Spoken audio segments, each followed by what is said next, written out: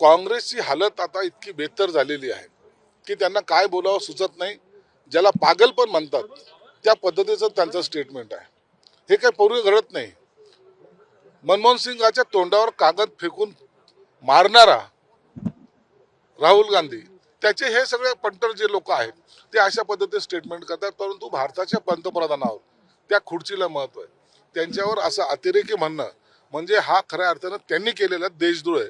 म्हणून अशावर सुद्धा आता मोदी साहेबांनी कडक पावलं उचलली पाहिजे. ममता बॅनर्जी ज्या आहेत त्या वाघीण आहेत आणि त्या जिंकल्याच पाहिजे. निवडणूक आहे ना, ती तिच्या पद्धतीने करते. राज्य तुमच्यामुळे चाललेलं नाहीये. तिने तिच्या पद्धतीने राज्य चालवलंय आणि लोकांचा जो काही कल असेल तो लोकशाहीमध्ये आम्हाला मान्य असेल ना. आता या वेळेला भाजपची जी ताकद तुम्हाला वाढलेली दिसते त्यामुळे आम्हाला वाटतं भाजप येईल. पण ममताचा जर विजय झाला तर तो सुद्धा विजय त्यांचं आम्ही अभिनंदन करू.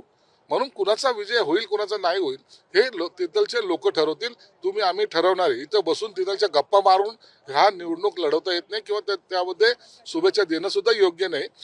निवडणूक होऊ द्या, दूध का दूध आणि पाणी का पाणी होईल. बेनामी अकाउंटवरनं खरातांच्या अकाउंटमध्ये करोडो रुपये गेल्याचे समोर येते. एक धक्कादायक माहिती समोर येते आणि याचं ठाणे कनेक्शन पण अशी पण माहिती समोर येते. आयुक्तांसोबत त्यांचे संबंध होते. खरातांनी अनेक IAS अधिकारी IPS अधिकारी यांच्याशी त्यांनी कनेक्शन त्याचं होतं हे वारंवार सिद्ध झालेलं आहे.